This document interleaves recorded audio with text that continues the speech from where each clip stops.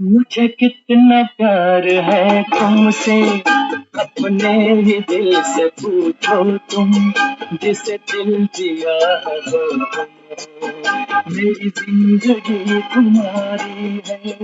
मुझे कितना प्यार है तुमसे, अपने ही दिल से पूछो तुम, जिसे दिल दिया है वो तुम हो, मेरी जिंदगी तुम्हारी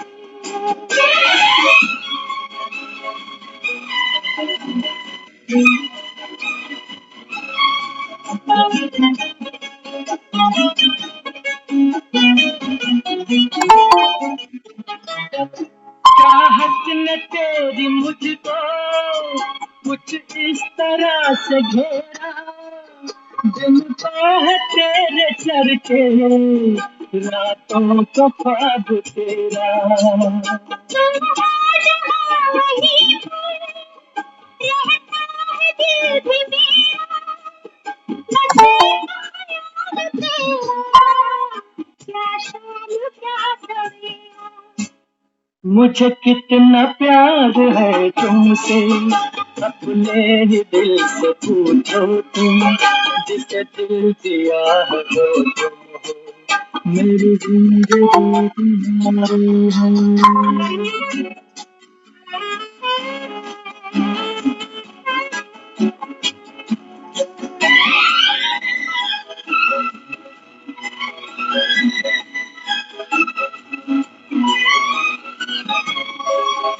ये दुनिया कैसे बदली, कुछ भी समझ ना आए, क्यों कर हुए अपने, कल तक थे जो पराए।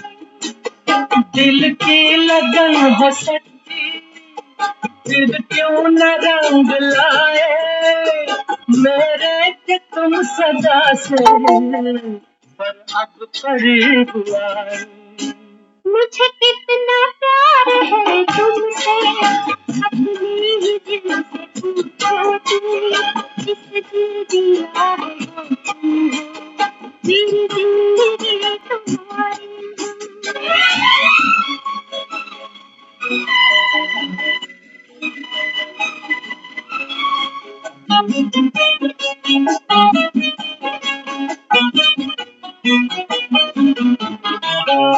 मेरी वफा को अब तो तुम आजमाना छोड़ो, दिल को चुरा के मेरे आंखें चुराना छोड़ो। मुझको बना के अपना, बातें बनाना छोड़ो, मैं बदला थी तुम्हारी, लेकिन सताना छोड़ो। मुझे कितना प्यार है तुमसे, अपने ही दिल से पूछो तुम, जिससे दिल दिया है वो तुम हो, मेरी जिंदगी तुम्हारी है। मुझे कितना प्यार है तुमसे, अपने ही दिल से पूछो तुम, जिससे दिल दिया है वो तुम हो, मेरी जिंदगी तुम्हारी है।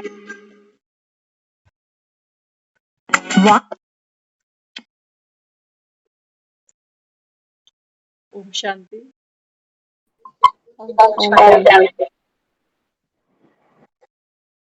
तो जैसे हम संसार में भी कई बार अपने बच्चों से पूछते हैं मुझे कितना प्यार करता है, बाबा भी मुरली में बच्चों से पूछते हैं बच्चे मुझे कितना प्यार करते हो, आसमान जितना या ब्रह्म तत्व जितना, पूछा ना बाबा ने। बाबा कहता है कितना बाप से लव करते हो, अपने ही दिल से पूछो। जिससे प्यार करते हैं कहते हैं मेरी जिंदगी भी तेरी है। हम्म? तो बाबा तो आज की मुरली में कह रहा है, बाबा कहता है यहाँ मेरी सजनियां आती है।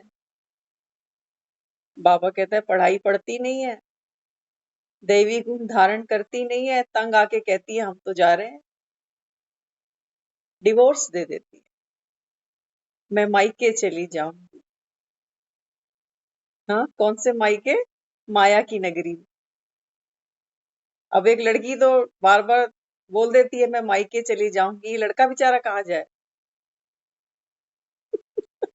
हाँ, बाबा ने कहा ना आज की मुरली में, मेरी सजनियां मुझे डिवोर्स दे जाती हैं कि हम तो थक गए भाई, अब अपने बस की नहीं है, हम तो चले माया की नगरी में फिर से।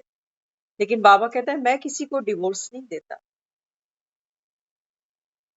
बाबा कहता है बच्चे तुम सदा से मेरे थे। बाबा कहता है तुम मुझे भूल बैठे। बाबा कहता है मैं कैसे अपने बच्चों को डिवोर्स दे दूं? बच्चे होते हैं ना, माँ बाप को छोड़ के निकल जाते हैं, लेकिन माँ बाप के दिल से बच्चे कभी नहीं निकलते। हम्म? तो बाबा कहता है बच्चे यहाँ बैठते तो हो, सिर्फ ज्ञान सुनते नहीं रह जाना, नहीं तो उद्धव बन के बैठे रहेंगे बस। ये खोपड़ी में पॉइंट्स तो बहुत सारे आ गए, ज्ञानी तो खूब बन गए, लेकिन प्रीत उस परमात्मा से हमको टके की भी नहीं। तो बाबा कहता है बच्चे प्रीत, जिसने बाबा कहता है प्रीत जोड़ी उस परम पिता परमात्मा से, बाबा कहता है वो आत्मा वंदनीय है, आदरणीय है, पूजनीय है। क्योंकि जिनकी प्रीत जिससे जुटती है ना, वो उसके जैसे ही बन जाते हैं। प्रीत जुटाना माना, बाबा कहता है मेरे जैसा बनना। और भगवान कैसा है? भगवान बिल्कुल ऐसा ही है जैसे क्रिकेट मैच के अंदर एक एम्पायर होता है। बाबा कहता है तुम भी ऐसे बन जाओ। हर बॉल को, हर कर्म को बाबा कहता है साक्षी बनकर देखो। हम्म? तो बाबा आज की मुरली में समझाते, बाबा कहते हैं विधाता, विधान, विधि, तीनों अच्छी रीति जान चुके हो ना। विधाता, विधान और विधि। बाबा कहते हैं भक्ति में भी बड़ी चर्चा है विधाता की, लेकिन विधाता कौन है, क्या उसका विधान है, क्या विधि है, बाबा कहता है ये कोई नहीं जानता। भक्ति में कौन जानता है भगवान को? कहते हैं सबके अंदर भगवान। बाबा कहता है बच्चे जिस दुनिया में भगत ही भगवान बनकर बैठे हैं, तो उस दुनिया का हाल क्या होगा? देख रहे हो ना आज दुनिया का हाल क्या है। हाँ, तो बाबा यहाँ समझाते तुम बच्चे क्या जान गए अभी, विधाता कौन है। बाबा कहते हैं तुमको बाप का परिचय मिला कि मुझ आत्मा का पिता स्वयं निराकार भगवान, जिनको हम शिव बाबा कहते। बाबा कहते हैं मैं तो विधाता हूं। और विधाता क्या करता है? दुनिया ये सोचती है विधाता जो है वो सबका भाग्य लिखता है, भगवान किस्मत देता है। तो भगवान को कोस भी बैठते हैं कभी कभी कि भगवान ये मेरे भाग्य में तूने क्या लिख दिया। बाबा कहता है ना विधाता को जानते हैं ना उसका विधान, कि कैसे वो भाग्य लिखता है, किसको कलम देता है। बाबा कहता है ये दुनिया नहीं जानती, और किस विधि से देता है, बाबा कहता है ये भी कोई नहीं जानता। तो बाबा बच्चों से पूछता है तुम तो जान गए ना, अपने पिता को जाने, विधान को जान गए। बाबा कहता है जो पढ़ेंगे लिखेंगे वो बनेंगे नवाब, ये विधान है मेरा, बाकी मैं किसी को भाग्य नहीं बांट रहा हूं। बाबा कहता है हाँ मैं तुमको भाग्य लिखने की कलम देता हूँ और विधि बताता हूँ। जैसे हम बच्चे को विधि बताते हैं ना कि 2 में 2 प्लस करने कैसे हैं, बताते हैं ना, प्लस करना सिखाते हैं बच्चों को। तो बाबा कहते हैं बच्चे मैं भी तुमको फॉर्मूला युक्ति दे रहा हूं, बस करना तुम्हारा काम, जो करेगा वो पाएगा। बाबा कहता है बाकी मंजीरे छेड़े बजाने से तुम सोचो भगवान प्रसन्न होता है। तो बाबा कहता है वो बात तो है। बाबा कहता है मैं खुश होता हूं कैसे, जब तुम आत्माएं अपने संस्कार मेरे साथ मिलाती हो, ताल से ताल मिलाती हो, जिसको भक्ति में लोग कहते हैं ताली बजाओ। बाबा कहते हैं तुम मेरी ताल से ताल मिलाओ, तब बाबा कहता है मैं प्रसन्न होऊंगा। बाकी दुनिया में ढोलक छैने बजाने वाली तो दुनिया पड़ी हुई है। तो बाबा यहाँ समझाते, विधाता द्वारा आप सभी श्रेष्ठ आत्माएं विधान बनाने वाली बनी हो। विधान को और सरल शब्दों में कहते हैं कानून। हाँ, तो बाबा कहते हैं बच्चे मैं हूँ विधाता, और तुम बाबा कहता है कौन हो, निमित्त आत्माएं हो, जिनके द्वारा बाबा कहता है ये विधान बनाया गया। तो बाबा कहते अपने को विधान के रचयिता समझकर हर कर्म करते हो। विधान का रचयिता जो कानून बना रहा है, अगर वही कानून का उल्लंघन करे तो बाबा कहता है आपका हर कर्म ऐसा होना चाहिए कि आप कानून बना रहे हो कि कर्म करना है, लेकिन कर्म के अंदर हमको मैंपन नहीं लेकर आ, निमित्त बनकर बैठना। बाबा कहता है ये है नियम। ये बाबा कहता है वो श्रेष्ठ पूंजी है कर्मों की, इस समय जो आप संगम पर बीज रहे हो, जिसको भक्ति में लोग फिर क्या कहते हैं, नेकी कर दरिया में डाल। बाबा कहता है तुम यहाँ विधान बना रहे हो। बाबा कहता है दुनिया तुम्हारे विधान को फिर भक्ति में फॉलो करेगी, जितनी उनको समझ होगी उस रीति से। हम सुबह उठकर अमृत वेला आत्मा बिंदु उस परम पिता परमात्मा को याद करती है। ये हमने विधान बनाया आत्मा की सच्ची सुख शांति को प्राप्त करने का। लेकिन भक्त क्या करेंगे, वो आत्मा को नहीं जानते, परमात्मा को नहीं जानते, लेकिन सुबह अमृत वेले उठकर वो भी मंदिर जाएंगे। हम ये ज्योत जगाते हैं, आत्म ज्योत, और भक्त घी तेल की ज्योत जगाएं। बाबा कहते हैं मीठे बच्चे तुम्हारा हर संकल्प बोल कर्म व्यवहार मीठा हो। भगत हमारे मीठे का भोग देवी देवताओं को लगाएं।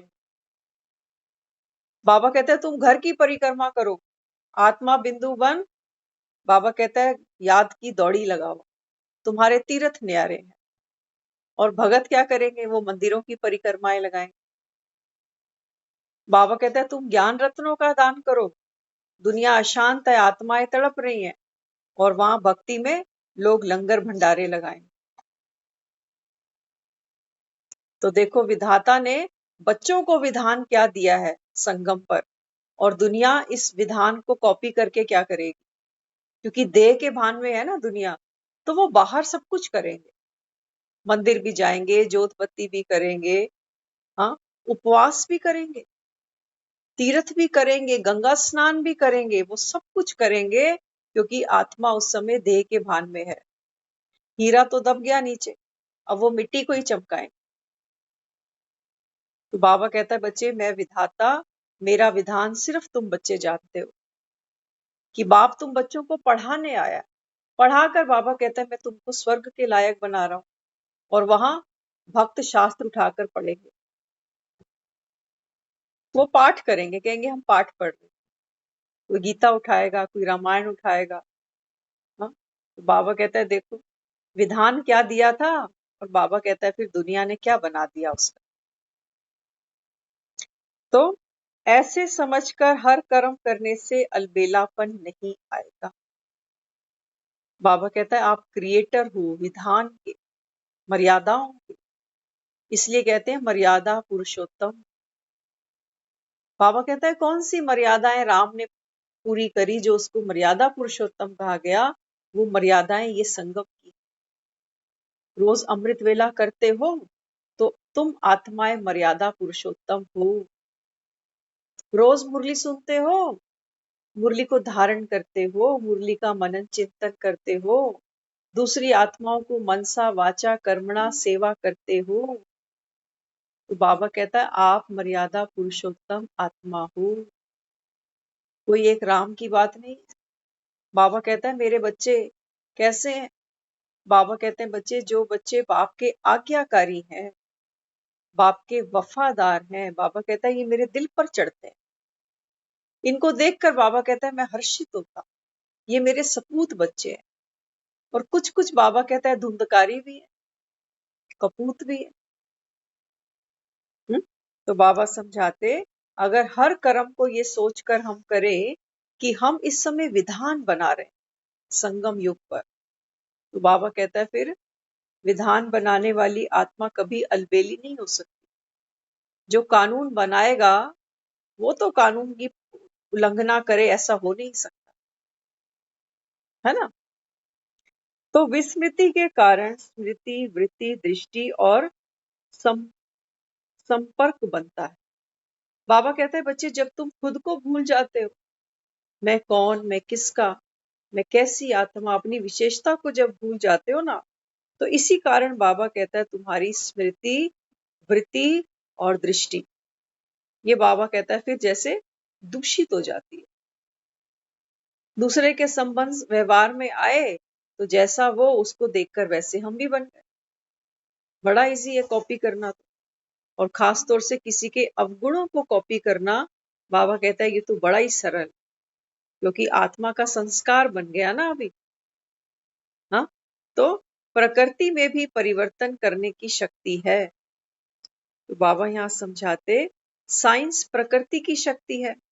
जब प्रकृति की शक्ति साइंस वस्तु को 1 सेकंड में परिवर्तन कर सकती है, गर्म को ठंडा, ठंडे को गर्म बना सकती है, प्रकृति की पावर वस्तु को परिवर्तन कर सकती है, तो परमात्म शक्ति, श्रेष्ठ आत्मा की शक्ति अपनी दृष्टि वृत्ति को परिवर्तन नहीं कर सकती। बाबा क्या समझाता, बाबा कहते देखो आज के समय में साइंस ने इतनी तरक्की कर ली, बटन दबाते ही कहता है बाबा गीजर में पानी ठंडा कर लो, फ्रिज से पानी, बाबा कहता है गीजर में गर्म करो, फ्रिज में से ठंडा निकालो। आज बिजली ने कितना सुख दिया इंसान।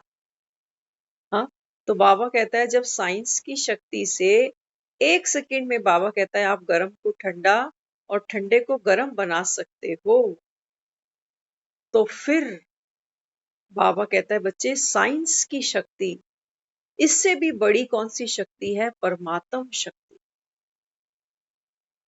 क्योंकि साइंस तो बाबा कहता है इन्हीं 100 सालों में इतनी बाहर आई है। आज से कुछ समय पहले एरोप्लेन कहाँ होते थे, मोटर गाड़ियां नहीं होती थी, बैलगाड़ी का जमाना था, है ना। तो बाबा कहता है ये 100 साल के अंदर, क्योंकि इन्हीं 100 सालों में भगवान भी सृष्टि पर आकर क्या कर रहा है, माया का पर्दा उखाड़ रहा है और माया फैलती जा रही। बाबा माया को समेटने की युक्तियां दे रहा है बच्चे को, और एक तरफ माया अपना विस्तार करती जा रही, ताकि आत्माओं को कैसे उलझाए अपनी मोहिनी में। तो बाबा यहाँ समझाते बच्चे, जब साइंस में इतनी पावर है, सेकंड में बाबा कहता है किसी भी वस्तु की जो तासीर है उसको वो चेंज कर सकती है, तो बाबा कहते हैं फिर भगवान की शक्ति, बाबा कहता है जो परमात्म शक्ति है, उस शक्ति के द्वारा आप श्रेष्ठ आत्माएं अपनी दृष्टि और वृत्ति से, बाबा कहता है दूसरों को परिवर्तन नहीं कर सकते हो। किसी ने अपना बना के मुझको मुस्कुराना सिखा दिया। बाबा कहता है मैं तुमको अपना बनाकर अपने समान बना रहा हूं ना। तो भगवान कौन है, भगवान तो सुखदाता है, भगवान कभी दुखी नहीं हो सकता। और बाबा कहता है तुम मेरे बच्चे, मेरे बच्चे, भगवान के बच्चे। तो बाबा कहता है बच्चे क्या तुम अपनी वृत्ति से, अपनी दृष्टि से, अपनी, बाबा कहता है दृष्टि से तुम दूसरी आत्माओं को परिवर्तन नहीं कर सकते क्या? मुश्किल बात लगती है। बाबा कहते हैं मैंने तुमको बदल दिया। कुछ तो इतने दिन से मुरली सुन रहे हैं, ज्यादा नहीं सही 2-3% तो चेंज आया ही होगा।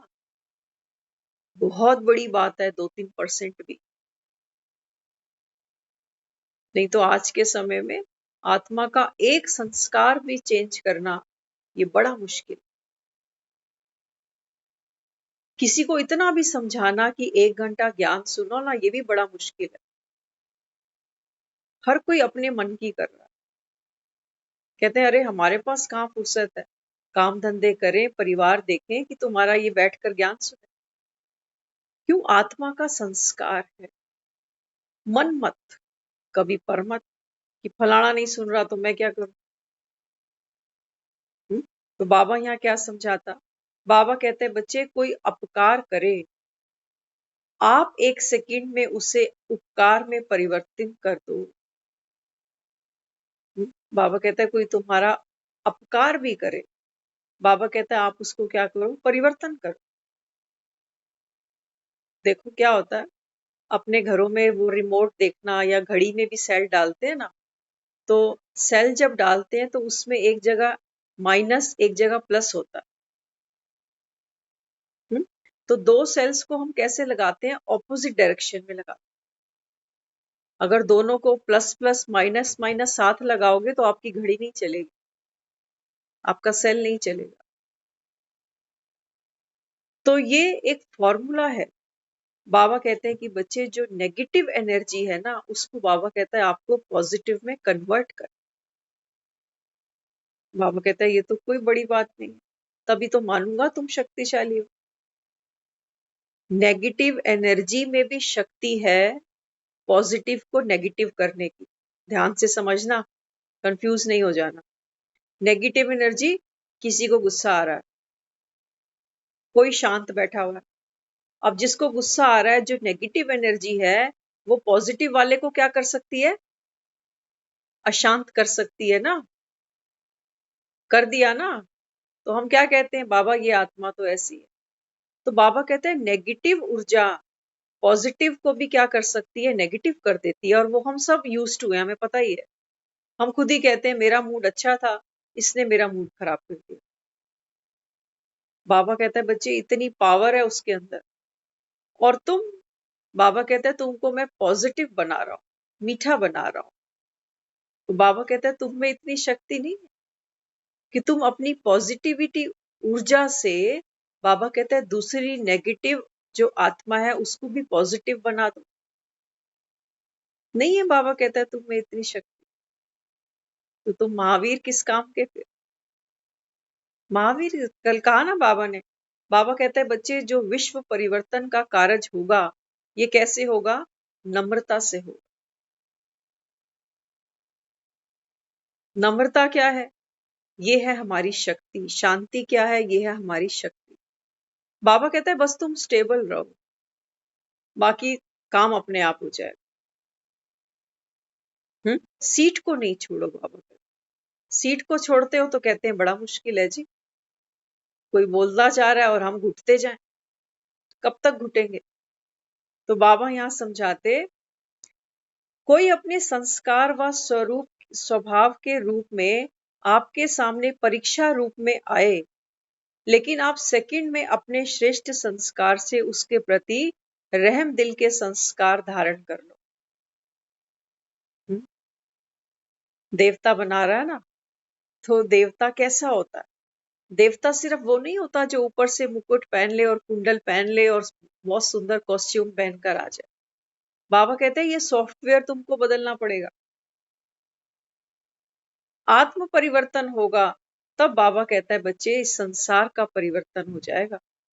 तो बाबा कहता है कैसी भी आत्मा आए, कैसा भी संस्कार स्वभाव उसका हो, लेकिन बाबा कहता है वो पेपर बन के आई है तुम्हारे सामने, पेपर बन के आई है। तो बाबा ने आगे समझाया जब पेपर बन के आई, तो बाबा कहता है फिर वहां पर क्या करना पड़ेगा? उस आत्मा के प्रति बाबा कहता है रहम दिल बनना पड़ेगा।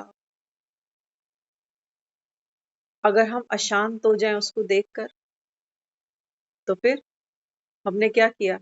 उसकी नेगेटिव एनर्जी को हमने धारण कर। अब ये घड़ी नहीं चल सकती, अब ये घड़ी नहीं चली। तो एक ही सेल में 2 छोर है, एक पॉजिटिव एक नेगेटिव। बाबा कहता है वो जो है तो उनको रहने दो ना, तुम बाबा कहता है अपनी शक्ति बढ़ाओ। हम क्या सोचते हैं? हम सोचते हैं मैं अपनी शक्ति तो बढ़ा लूं, इसकी तो बढ़े, इसकी तो बढ़े, ये क्यों नहीं मेरे जैसा बनता? तो बाबा कहता है बच्चे बैलेंस चाहिए, सारी दुनिया थोड़ी सत्युग में आएगी, सारी थोड़ी। बाबा कहता है मेरी गोपियां बनेंगी, तो बाबा कहते हैं बच्चे इस समय जो सारा संसार है, तभी दिखाए थे कौरव 100 हैं और पांडव सिर्फ 5 है। तो बाबा यहाँ समझाते, जैसे बाप आत्माओं को परिवर्तन करते हैं तो बाप के लिए शुक्रिया गाते हो ना। हम्म, बाबा कहता है जैसे मैं तुमको धीरे धीरे चेंज करता जाता हूँ तो आप क्या कहते हो। हाँ, बाबा की महिमा हम करते हैं ना कि बाबा ने हमको क्या से क्या बना दिया। हम फर्श पे थे, हमको अर्श पे ले गया। कहते हैं ना, बाबा कहते हैं बच्चे जैसे तुम परिवर्तन होते हो तो तुम बाप की महिमा गाते हो कि बाबा ने हमको क्या से क्या बना दिया। तो ऐसे ही बाबा कहते हैं आपके संपर्क में जो आत्माएं आएंगी, बाबा कहता है वो भी आपका शुक्रिया मानेंगी।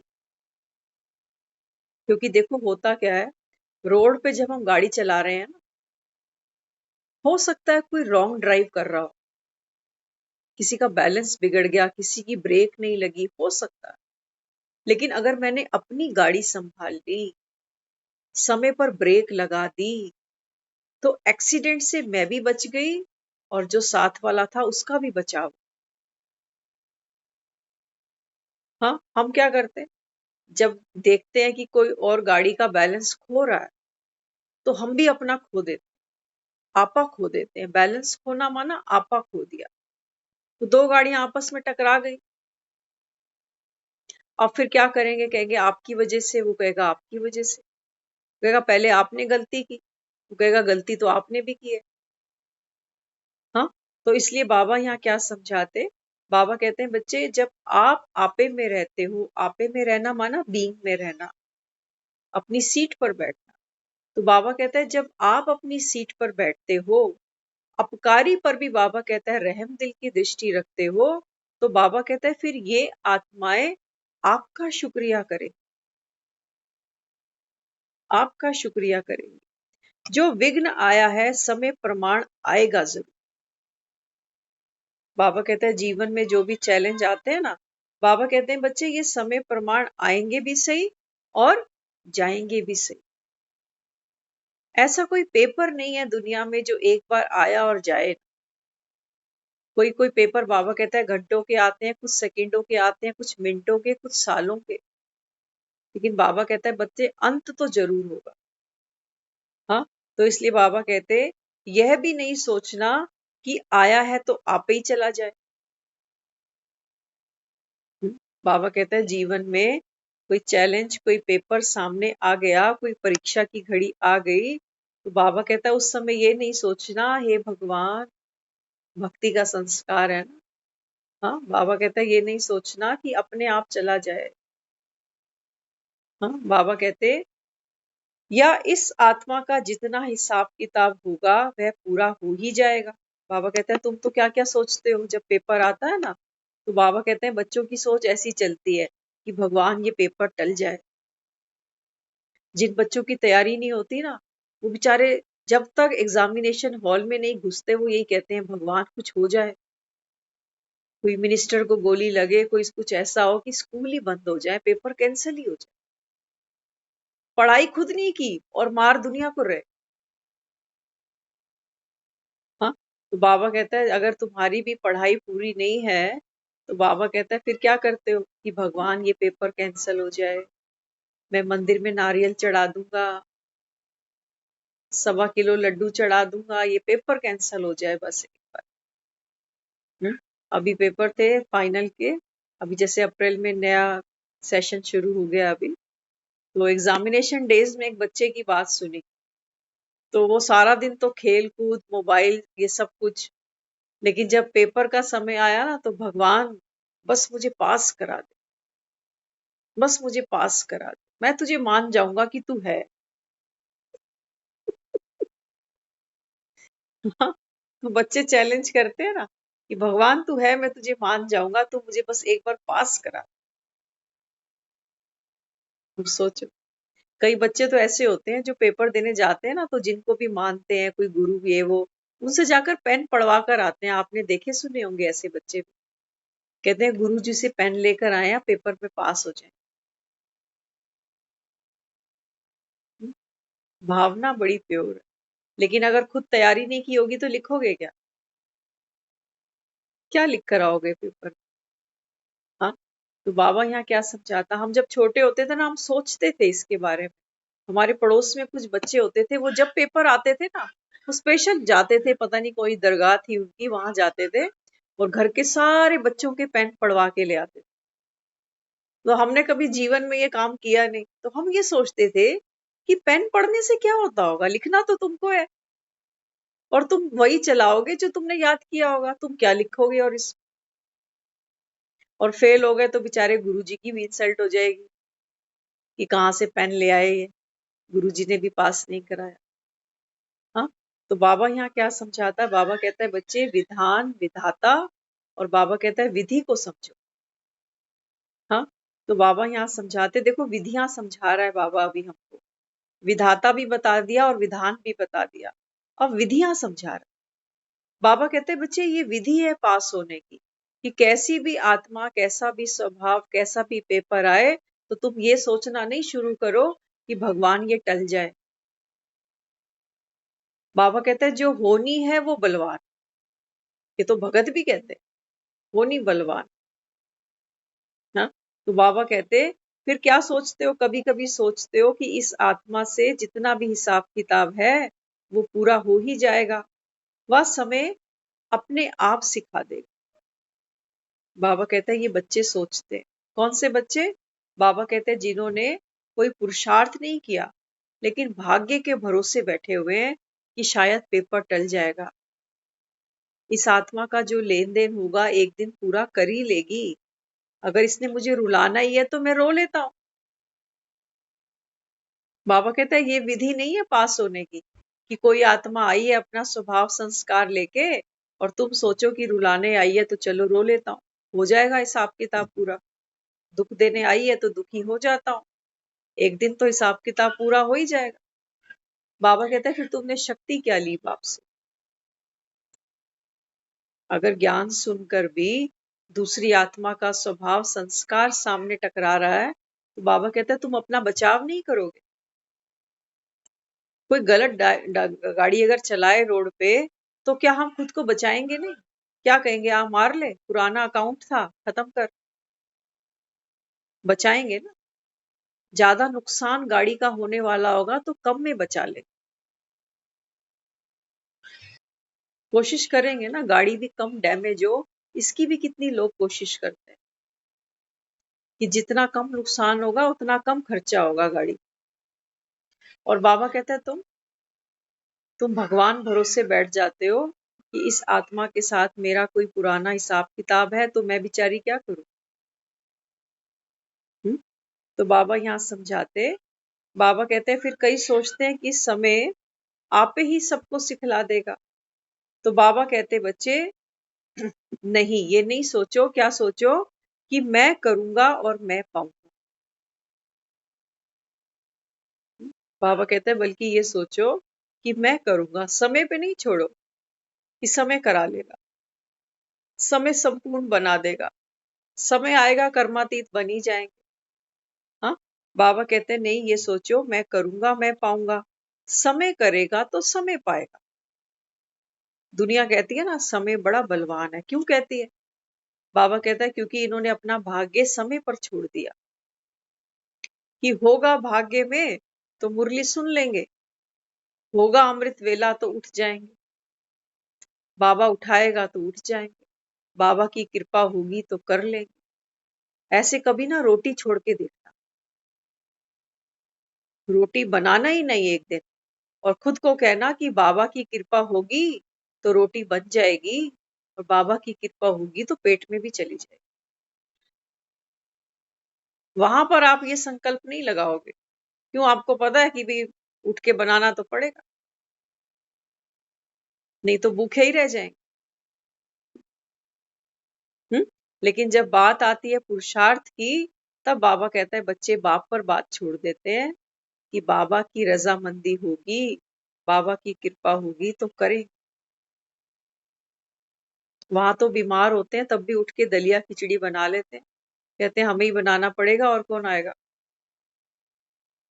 हम्म, तो बाबा यहाँ क्या समझाते हैं, बाबा कहते हैं बच्चे, तो अगर समय तुमसे कराएगा तो बाबा कहता है ये फिर आपकी विशेषता थोड़ी हुई।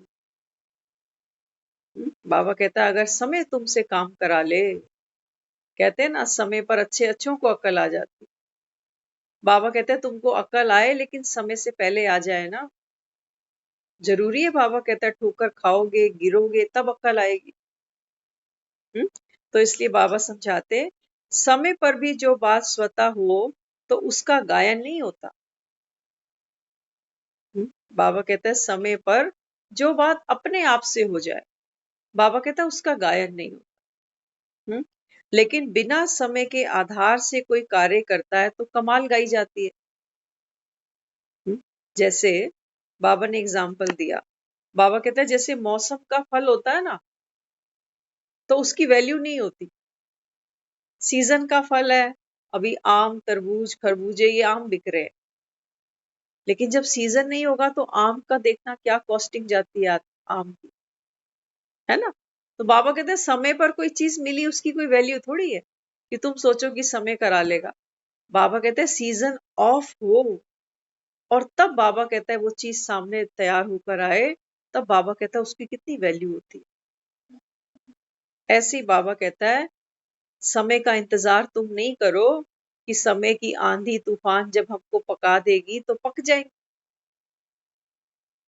बाबा कहता है ज्ञान का इंजेक्शन लगाओ। आजकल कहते हो ना, इंजेक्शन से सब्जियां फ्रूट पका के सेल करते हैं। बाबा कहता है देखो साइंस ने कितनी तरक्की करी है, एक इंजेक्शन देते हैं उसी समय सब्जियां इतनी बड़ी बड़ी हो जाती। साइंस की पावर है। तो बाबा कहता है तुम्हारी साइलेंस की पावर क्या कहती है कि अभी कितना समय चाहिए। बाबा कहता है तुमको संपूर्ण बनने के लिए, निर्विकारी बनने के लिए। बाबा कहता है तुमको रोज ज्ञान के इंजेक्शन दे रहा हूं मैं। तो बाबा कहता है तुम भरपूर बनते ही नहीं, संपन्न बनते ही नहीं। तो इसलिए बाबा समझाते बच्चे, मौसम के फल की इतनी वैल्यू नहीं होती, समय रचना है और आपको रचयिता। बाबा कहते हैं समय तो आपकी रचना है, आप बाबा कहते हैं रचयिता हो। आपने चैलेंज किया ना कि सतयुग को अब हम परिवर्तन करके कलयुग से अब हम सतयुग की तैयारी कर रहे हैं। हाँ, तो बाबा कहते हैं बच्चे समय तो आपकी रचना है, आप रचयिता हो। तो समय पे बात नहीं छोड़ो कि भाग्य में होगा तो करेंगे, किस्मत में होगा, अगर ड्रामा में नूंद होगी तो हम भी पुरुषार्थ कर लेंगे, नहीं नूंद होगा तो हम क्या करें। बाबा कहते हैं ड्रामा में नूंद क्या है कल ये कोई नहीं जानता। ड्रामा में क्या नूंद है ये हमको तब पता चलता है जब समय ये बीत जाएगा। आज का दिन हम सबका बीत गया ना, कैसा बीता, अब हमको पता चला कि आज का दिन जैसा बीता ये नूंद था। लेकिन कल क्या होने वाला है उसके लिए हम नहीं कह सकते कि ये नूंद है जी। वो तो हम जो प्लानिंग करेंगे, बाबा ने तभी तो बोला ना अमृत वेले उठकर बजट बनाओ। संकल्प का, वाणी का, कर्म का क्यों कह रहा है। बाबा कहता है बच्चे जो आप करोगे ये ड्रामा में नूंद हो जाएगा। कल्प पहले उठे होगे अमृत वेला, बाबा कहता है आराम से हो जाएगा। लेकिन हाँ, अगर हमने एक्सक्यूज शुरू कर दिए कि तबीयत ठीक नहीं है, थका हुआ हूं, फुर्सत नहीं मिलती, तो बाबा कहता है फिर आपने नूंद किया, आप रचयिता हो। जैसा नूंद किया बाबा कहता है वैसे शूटिंग हो रही है। तो विधाता वो है। विधाता का मतलब केवल इतना है कि वो हमको विधान सिखा देता है कि देखो अगर श्रेष्ठ कर्म करोगे स्वर्ग में आ जाओगे, नहीं करोगे तो बाबा कहता है बच्चे फिर उतरती कला है। यही बाबा कहता है आत्मा शरीर छोड़ेगी और फिर से बाबा कहता है इसी दुनिया में आएगी, पतित दुनिया में, नर्क में आएगी। ये विधान है बाबा कहता है। विधि बाबा कहता है मैं तुमको रोज समझा देता हूँ कि बच्चे आत्मा बनकर अपने पिता को याद करो, घर को याद करो। ये दुनिया बाबा कहता है अब गई की गई। इस दुनिया को तो बाबा कहता है बच्चे विनाश होना है, भंबोर को आग लगेगी, ये सोने की लंका तो दहन होगी, तुम मानो चाहे ना मानो, होगी। राम आ चुका है। बाबा कहता है दुनिया सोई हुई है। उन बेचारों को तो ये नहीं पता, वाकई ये सच बात है हम भी जब भक्ति करते थे, हमने भी शास्त्रों में यही पढ़ा सुना था कि स्वर्ग और नरक मरने के बाद मिलता है। लेकिन हम यहाँ क्या कर रहे हैं? इतने दुखी होते भी हमारे अंदर से कभी ये नहीं आया कि ये नरक ही है। कोई मरता है तो हम कहते हैं अगला स्वर्ग चला गया, फिर भी ये बुद्धि में नहीं आता कि हम नरक में बैठे। बाबा कहता है अगले को तुम कह रहे हो कि वो स्वर्ग चला गया, स्वर्गवासी हो गया, लेकिन हम नरक में बैठे हैं, ये तुम स्वीकार नहीं करते, तो माया ने तुमको कितना अंधा बनाया। मरने के बाद कह रहे हो वो स्वर्ग गया होगा कि नरक गया होगा, और ये जो जीवन जी रहे हो, ये रोज दुख है, अशांति है, कला है, कलेश है, दुनिया भर के एक्सीडेंट्स हैं, पागल खाने, जेल खाने, अस्पताल सब भरे पड़े हैं। फिर भी बाबा कहते हैं तुमको ये नर्क नहीं लगता? आज घर घर के अंदर महाभारत है, तब भी तुमको नर्क नहीं लगता? आज बच्चे माँ बाप को बाहर कर देते हैं। बाबा ने बोला ना कुछ दिन पहले मुरली में कि बच्चे देर नहीं करते बाप का खून करने में, प्रॉपर्टी के पीछे। ये तुमको नर्क नहीं लगता? बाबा कहता है। तो माया ने क्या किया? हम सबको धृतराष्ट्र बनाया है। कोई एक धृतराष्ट्र नहीं था। बाबा कहता है बच्चे, माया ने तुम सबकी आंखों पर पट्टी बांधी है। तो बाबा कहता है मैं ये पट्टी अब खोलता हूं, तो माया को अच्छा नहीं लगता, माया फिर तुमको अंधा बना देती है। अरे कहाँ चल दिए, बैठो यहाँ पर, अभी आपके ओवर बाकी है, खेलो। बाबा कहता है बच्चे खेलो, ओवर्स बाकी हैं। जब तक जीना है, बाबा कहता है तब तक ज्ञान का अमृत पीना है। बाबा कहता है ये तीसरी आंख खोलकर जियो, ये दुनिया नरक है। इसी नरक में बाबा कहता है तुमको स्वर्ग की तैयारी करनी पड़ेगी। इसीलिए कलयुग के बाद दुनिया कहती है प्रलय आएगी, लेकिन बाबा कहता है वो ये नहीं जानते कि इस घनघोर रात्रि के बाद सतयुग का सवेरा आने वाला है। क्योंकि इसी काले अंधियारे में स्वयं भगवान किसी तन में बैठकर अपने बच्चों को तैयार कर रहा है। गुप्त सारा काज बाबा कहता है गुप्त चल रहा है, क्योंकि माया ने अंधा बनाया ना, तो भगवान भी तो माया को अंधा करेगा। तो बाबा समझाते, बाबा कहते हैं कि बच्चे इस समय, बाबा कहता है जो समय है, बाबा कहता है वो आपकी रचना है, तो जैसा हम संकल्प करेंगे, बाबा कहता है मुझ पे ब्लेम नहीं करना कि भगवान ने मेरे भाग्य में क्या लिखा है। बाबा तो रोज कहता है बच्चे संगम का एक एक सेकंड तुम्हारा खजाना है। कैसे ये खजाना लुटा रहे हो, बाबा कहता है आप पे ही चेक करो, क्योंकि कोई और बताएगा तो तकलीफ होगी कि तू होता कौन है। बाबा ने बोला ना मुरली में, बाबा कहते हैं मैं थोड़ी तुमको कहता हूँ कि तुम 8 घंटे जो है सारा दिन बाबा की सेवा करो। बाबा कहता है 8 घंटे धंधा धूरी करो, 8 घंटा आराम करो, लेकिन 8 घंटे बाबा कहता है बाप के काम तो आओ। जिस भगवान को मंदिर में जाकर हमने बोला कि तन मन धन सब है तेरा, तेरा तुझको अर्पण क्या लागे मोरा, बाबा कहता है अब समय आ गया। 8 घंटे बाबा कहता है बाप को भी दे दो, बाप के मददगार बन जाओ। हम्म? जिन्होंने भगवान की मदद की होगी, सोचो उनका भाग्य। और ये बड़ी प्यारी सी एक पहेली समझ लो इसको। सोचो भगवान, जिसको दुनिया ये कहती है कि सृष्टि का मालिक है जी, पल में क्या से क्या कर दे, सब कुछ उसके हाथ, पत्ते पत्ते को हिलाने वाला, ऐसा कहते हैं लोग उसके बारे में। लेकिन देखो उस भगवान की भी ब्यूटी सुनो, उस भगवान का भी चरित्र समझो, कि भगवान कहता है कि बच्चे मैं तो निराकारी हूं। बाबा कहता है पाठ मेरा सबसे श्रेष्ठ है। मेरे जैसा पाठ बाबा कहता है संसार की किसी आत्मा का नहीं है, लेकिन ब्यूटी ये है कि मैं करण करावन हार हूं, मैं अकर्ता हूं। बाबा कहते हैं मैं करवाता हूं, लेकिन करने के लिए बाबा कहता है मुझे जय और वीरू चाहिए। बाबा कहता है जो मेरे हैंड्स बनते हैं, बाबा कहता है वो बच्चे जो भगवान की मदद कर गए, बाबा कहता है फिर दुनिया उनको सलूट क्यों नहीं करेगी। जिन्होंने भगवान की मदद की होगी तो वो भगवान से ऊंचे हो गए कि नहीं हो गए? जो हमारी समय पर मदद करेगा, हम उसको अपने से सुपीरियर तो मानेंगे ना, कि हाँ हमसे ज्यादा कैपेबल है, जो हमारे काम आ गया। और भगवान ऐसा नहीं कि कैपेबल नहीं है। बाबा ने बोला ना मुरली में, बाबा कहते हैं कि बच्चे मैं तुमको सतयुग का मालिक बनाऊंगा, खुद नहीं बनूंगा। लेकिन इसका मतलब ये नहीं कि मैं सुख शांति का सागर ही नहीं हूं। बाबा कहते हैं मेरी विशेषता ये है कि मैं हूं, तभी तो बाबा कह रहे हैं तुमको बना रहा हूं। लेकिन हाँ, सतयुग में बाबा कहते हैं मैं नहीं आने वाला। अगर सतयुग में आऊंगा तो त्रेता में भी आना पड़ेगा, फिर तो कलयुग में भी पाठ बजाना पड़ेगा।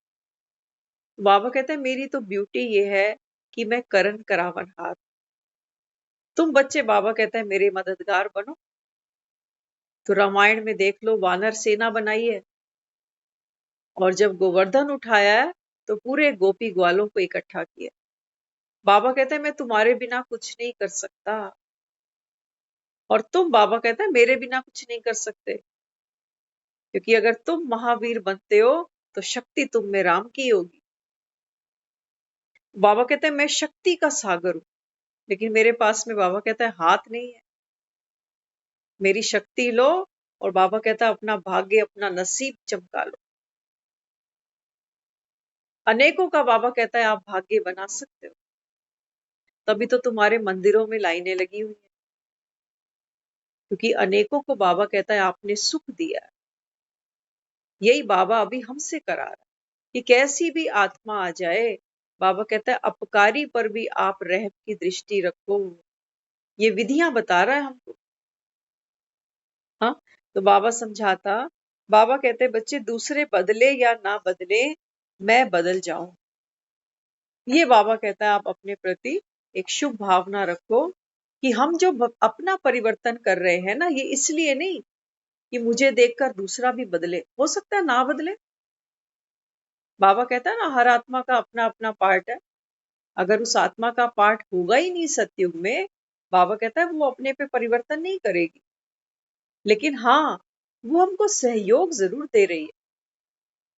उस समय समय पर जब हमारे सामने आती है तो हमारी अपनी रीचेकिंग हो जाती है कि मुझ में अभी इतना परसेंट तो क्रोध है, अभी भी इतना परसेंट तो मैं व्यर्थ को देखता सुनता हूं।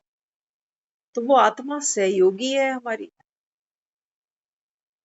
वो आत्मा सहयोगी है, वो थर्मामीटर का काम कर रही है। वो हमको बता रही है कि देखो इतना बुखार अभी आपको है, अभी थोड़ी और मेहनत करो। इसलिए बाबा कहता है हर एक आत्मा तुम्हारी सहयोगी है।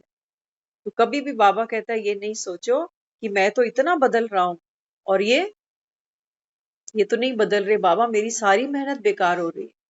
बाबा कहता है नहीं, बेकार नहीं हो रही है। हाँ, बाबा कहता है बच्चे बदलियां होती है ना, बदलियां बाबा कहता है कभी भी सूरज को नहीं निगल सकती। तो इसलिए बाबा कहते हैं जो पालना ली है अब उसका फल दिखाओ। बाबा कहते हैं ज्ञान का मक्खन आत्मा खाए। और बाबा कहता है शक्ति उसमें इतनी भी ना हो कि दो बात किसी की सुनी अनसुनी कर दे, इतनी भी शक्ति तुम में नहीं हो। तो बाबा कहते हैं फिर ये ज्ञान का मक्खन क्या पचाया तुम। और बाबा कहता है जो आत्मा ज्ञान का मक्खन खाएगी वो छिपी नहीं रह सकती, क्योंकि श्री कृष्ण को दिखाते थे ना, माखन खाता था तो सारा मुख पे माखन लगा होता था। तो माँ कहती थी तूने माखन खाया है? कभी कभी मिट्टी भी खाता था, मिट्टी भी लगा लेता था। बाबा कहता है ये दोनों काम तुम करते हो संगम पर। जब माखन खाते हो तो आत्मा शक्तिशाली दिखती है, तो किसी की बात को सुना अनसुना कर लेती है, किसी की बात को चित्त पर नहीं रखती, तो पता चल जाता है मक्खन खा के आया हो। और जब मिट्टी खाते हो तो कभी कभी गुस्सा भी आ जाता है, फिर दूसरी आत्मा के मुंह में भी फंस जाते हो। तो बाबा कहता है कभी मिट्टी खा लेते हो, कभी मक्खन खा लेते हो। अब बाबा कहता है ये बचपना छोड़ो। हाँ, बाबा कहता है बच्चे माखन खूब खाया, मुरलियां खूब सुन ली, अब बाबा कहता है जो करने आए हो वो करो। बाल लीलाएं थी, माखन खिलाया, क्योंकि आत्मा कमजोर थी ना। तो आत्मा जब छोटी थी, जब कमजोर थी, तो ज्ञान का माखन खिलाया गया। अब माखन खाते खाते खाते वो कृष्ण बच्चा नहीं है, वो बड़ा हो गया। अब बड़ा हुआ तो गीता का उपदेश दे रहा है। बचपन में थोड़ी दिया, बड़ा होकर दिया। बड़ा हुआ तो द्वारकाधीश बन गया। हाँ, बाबा कहते हैं तुम ये कब करोगे कि मक्खन ही खाते रहोगे, कब बड़े होगे? हाँ, बाबा कहते हैं बच्चे तुम कब मेरा गोवर्धन उठाओगे? खूब माखन खा रहे हो मुरलियों का, शक्ति कब दिखाओगे? हाँ, तो बाबा कहता है अखाड़े में तो जाने से डरते हो। माखन रोज खाने को चाहिए, 4 टाइम, 5 टाइम। मक्खन रोज चाहिए 9 से 10 बजे का। लेकिन जब पेपर आता है तो कहते बाबा नहीं, पेपर मत दे, बस मक्खन खिलाया जा। हाँ, तो बाबा कहता है बच्चे माखन खूब खाया, मिश्री खूब खाई। अब बाबा कहता है शक्ति कब दिखाओगे? शक्ति दिखाओ। बाबा कहता है तब मानूं कि तुमने मक्खन पचाया भी है ना, ताकि आत्मा शक्तिशाली बनी। तो बाबा समझाता है, बाबा कहता है दुखों का पहाड़ उठाना है तुमको इस दुनिया के ऊपर से। अभी तुम अपने ही दुख लेके बैठे हो कि हाय मेरा शरीर, हाय मेरा घर, हाय मेरे बच्चे, हाय मेरा परिवार। बाबा कहता है बच्चे तू तो विश्व कल्याणकारी आत्मा है, तुझको तो पूरी दुनिया का सोचना है। ज्ञान का मक्खन खा रहे हो। बाबा कहता है ये सारा विश्व एक परिवार है। तो हम हमारे दो, बाबा कहता है ये माया नगरी में है, वहां पर बताते हैं हम दो और हमारे दो, बस बाकी हमें दुनिया से क्या लेना दे। लेकिन यहाँ बाबा कहता है बच्चे सर्व आत्माओं का मैं पिता हूँ, और इस नाते बाबा कहता है आप सब आत्माएं भाई भाई हो। तो एक तो अकेले मक्खन नहीं खाओ। हर आत्मा कमजोर है, अशांत है, दुखी है, कमजोर है। किसी का हाथ पकड़ के बाबा कहता है साथ बिठाओ। श्री कृष्ण ने अकेले माखन नहीं खाया था, नहीं तो सोचो चोरी तो अकेले की जाती। हम सब बैठे हैं ना इकट्ठे, है ना। तो बाबा कहता है इस संगठन को और बढ़ाओ। तब बाबा कहता है बच्चे ये जो ज्ञान का माखन खाते हो, योग की शक्ति से बाबा कहता है आत्मा शक्तिशाली बनेगी। तो इस समय बाबा कहता है ये जो पालना आपको मिल रही है, ईश्वरीय पालना, भगवान की, बाबा कहता है बाहों में तुम पल रहे हो। इस समय हम बच्चे, हम आत्माएं उस परमात्मा ईश्वर की बाहों के झूले में हम लोग पल रहे हैं। बाबा कहता है बच्चे तुम्हें मैं देह की मिट्टी में पैर भी नहीं रखने देता, लेकिन बाबा कहता है माया तुमको बार बार झूले से नीचे गिरा देती है। इसलिए बाबा समझाते हमेशा क्या करो। बाबा कहता है अपनी सीट पर बैठना है। बाबा कहता है वो आत्मा जो अपनी सीट पर विराजमान होगी, वही आत्मा बाबा कहता है ज्ञान के मक्खन को डाइजेस्ट भी करेगी, और दूसरी आत्माओं को भी बाबा कहता है बाप समान पालना देकर स्वयं भगवान की मददगार भाग्यवान आत्मा बनेगी। तो मंदिरों में भक्त जिन देवी देवताओं को भगवान मानते हैं ना, बाबा कहते हैं ये सब भगवान तो नहीं है, लेकिन हाँ ये भाग्यवान आत्माएं हैं, क्योंकि इन भाग्यवान आत्माओं ने संगम पर भगवान की मदद की है। सोच, बाबा कहता है बच्चे एक तरफ तो है माया की नगरी, माया के मददगार बनते तो बाबा कहता है तुम्हें 63 जन्म बीत गए। हाँ, जितना बाबा कहता है तुमने माया की मदद करी, माया की मदद भी तो हम ही ने करी ना। क्रोध से, लोभ से, मोह से, अहंकार से, ईर्ष्या से, ये जितने जितने हमने संस्कार अपने अंदर ये बीज रूप में डालते चले गए, ये पनपते चले गए, तो माया भी विशाल होती चली गई। माया की शक्ति भी तो हमने ही बढ़ाई। अब बाबा कहता है जब मेरी शक्ति बढ़ाओगे तो इसकी अपने आप कम होती जाएगी, क्योंकि आत्मा एक ही है, ये चैतन्य शक्ति एक ही है। यही राइट हैंड चला देती है, यही लेफ्ट चला लेती है, दोनों हाथ आत्मा ही तो चला रही है। ये थोड़ी है कि राइट हैंड आत्मा चला रही है तो ये वाला कुछ और चल रहा है। हमारे घर में बिजली का मीटर एक ही होता है, उस मीटर से आप दुनिया भर की चीजें चला सकते हो ना, मीटर तो एक ही है। ऐसी बाबा कहता है बच्चे ये है आत्मा चैतन्य शक्ति। अब इसे आप गीजर में पानी गर्म करो या अपना एसी चलाओ, इसमें सारी ताकत है। गर्म को ठंडा भी कर सकती है, ठंडे को गर्म भी कर सकती है। ऐसी बाबा कहता है बच्चे आपके स्वभाव में, संस्कार में, बुद्धि में, मन में बाबा कहता है इतनी शक्ति है कि आप किसी भी आत्मा को बाबा कहता है अपनी दृष्टि वृत्ति से शांत कर सकते हो, कूल कर सकते हो। हाँ, लेकिन बाबा कहता है समय पर यूज करो शक्तियों को, तब बात बने। समय पर गाड़ी में ब्रेक दी जाएगी, तब बाबा कहता है एक्सीडेंट होने से बच जाएगा।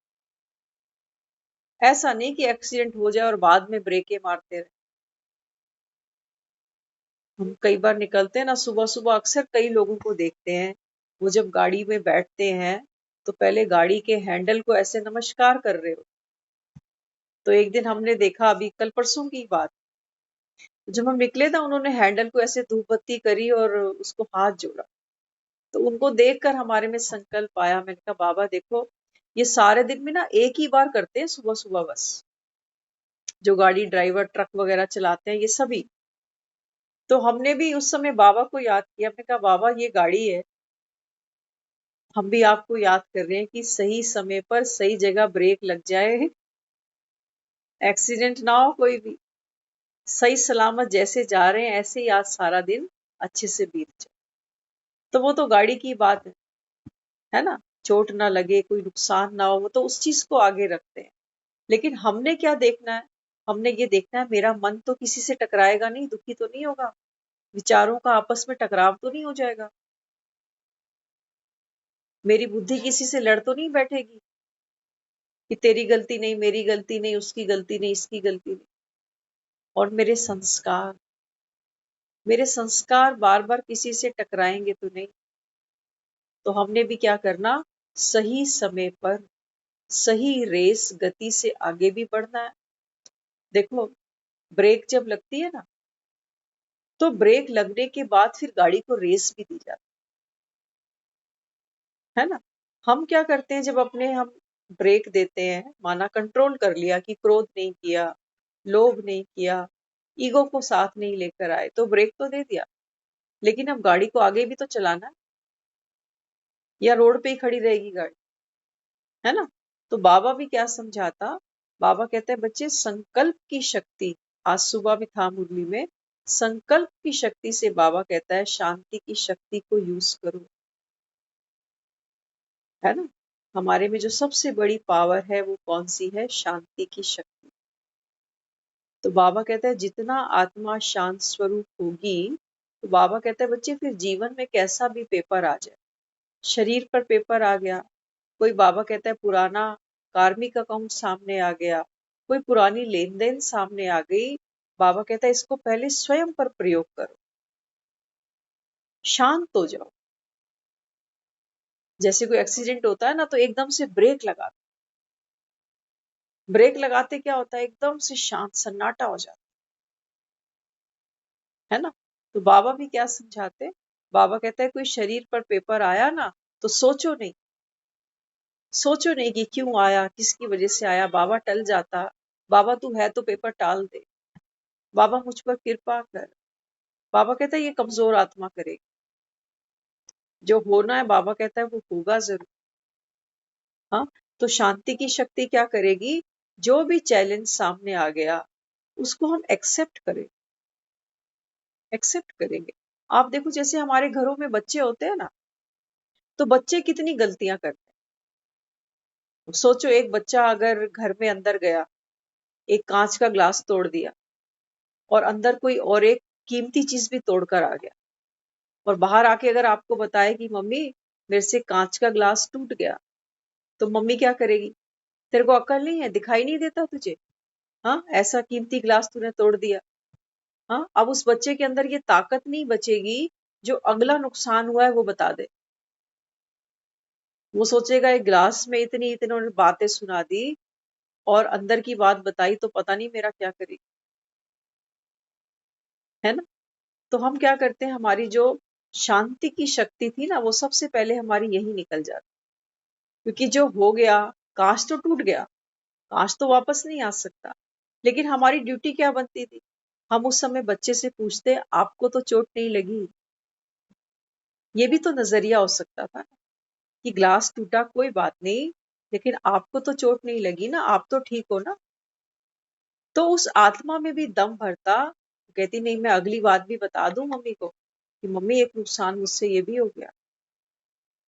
लेकिन हम क्या करते हैं, अशांत होते, तो फिर वो दूसरी आत्मा जिसका पहले ही डरी हुई आई है, वो डर डर के तो बता रही है बेचारी, और वो और डर जाती है कि और बताया तो ये तो पता नहीं क्या कर देगी।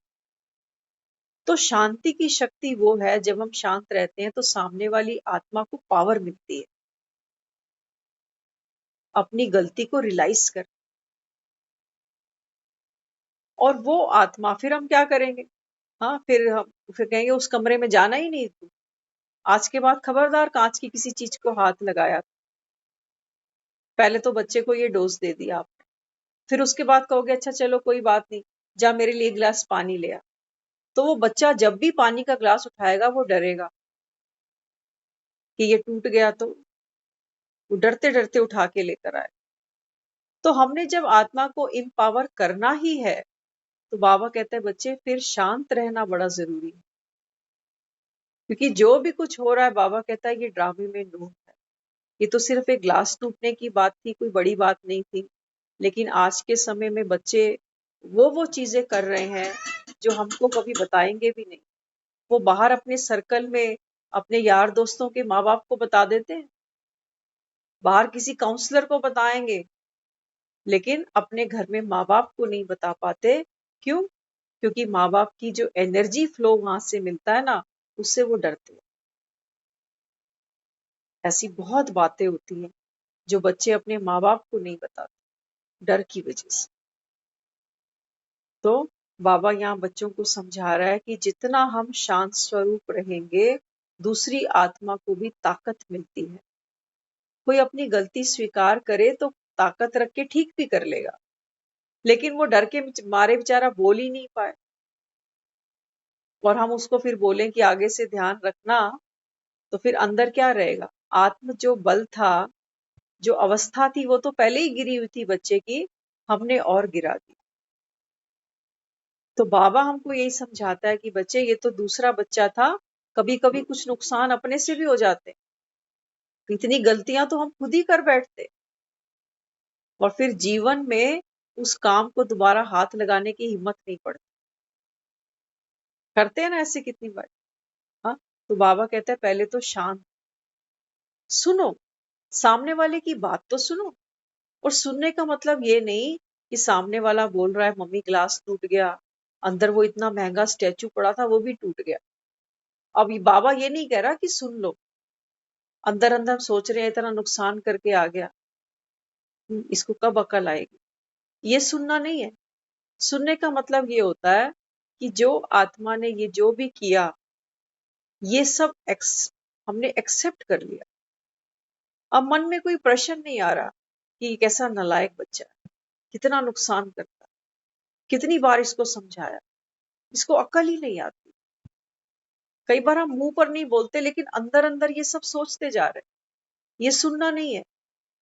सुनने का मतलब ये है कि जो बीत गया, मैंने इसको एक्सेप्ट कर लिया कि बेटा जो नुकसान हुआ हो गया, कोई बात, आप ठीक हो ना, आगे से ऐसी गलती नहीं कर। तो उस बच्चे के अंदर एक कॉन्फिडेंस बिल्डअप होता है कि हाँ, हमारे पेरेंट्स हमारी गलती को न केवल हमको समझाते हैं, बल्कि आगे के लिए भी हिम्मत देते हैं। पहले तो हम निचोड़ दें उसको अच्छे से। एक बच्चा रिजल्ट लेकर आ जाए घर में कि फेल हो गया हूं, तो क्या करते हैं हम? हाँ, क्या क्या सुनाते हैं, इतनी तेरी फीसें भरी, सारा साल बर्बाद कर दिया, पढ़ा नहीं, आज के बाद तेरी टांगे तोड़ देंगे, फलान कर देंगे। और फिर क्या कहते हैं, अगले साल अच्छे नंबर लेकर आई हो। अब सोचो, अब उस आत्मा जो पहले ही बेचारी, क्या वो खुश थी अपने रिजल्ट आने पर? वो पहले ही दुखी थी, और उसको दूसरा दुख ये भी था कि माँ बाप भी छोड़ेंगे थोड़ी, अभी तो इनकी भी पूरे साल सुननी पड़ेगी। तो ऐसी कंडीशन में वो बच्चा क्या मेहनत करेगा? क्या उसका पढ़ाई में दिल लगेगा? जब भी वो कहीं यहाँ वहां खड़ा होगा, हम उसको टोकेंगे, अरे पढ़ ले, फिर साल खराब करेगा क्या? तो ऐसे मूड के साथ, ऐसी अवस्था के साथ कोई भी बच्चा मेहनत नहीं करना चाहता, जहां हम जगह जगह उसको टॉर्चर करते चले जाएं। तो शांति की शक्ति अगर हम हर केस में कंसीडर करेंगे तो बहुत गहराई में ये सामने आती जाएगी। तो कभी भी देखना, कोई भी ऐसी बात होती है, अपने मन से भी कोई गलती होती है, उसकी भी बात सुन लो। आगे के लिए अगर तैयारी करनी है तो पुरानी बातों को भूलना पड़ेगा, और वो भी कैसे? रहम दिल बनकर। ये बाबा कहता है बच्चे विधि है। अब हमसे कितनी गलतियां हो जाती हैं, बाबा क्या कहता है मुरली में? बीती सो बीती। कहता है ना, यही तो कहता है। बच्चे बाप को बताओ सच्चे दिल पे साहिब राजी, बीती सो बीती, एक जो गलती हुई दोबारा मत करो, आगे बढ़ो। बनाता है कभी देश शिकस्त हमको? कभी नहीं बनाता।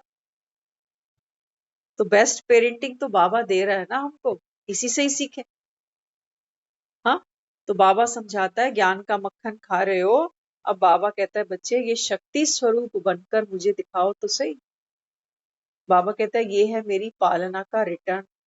बाप समान बनो, खुद को बाबा कहता है टर्न करो, परिवर्तन करो। ओम शांति।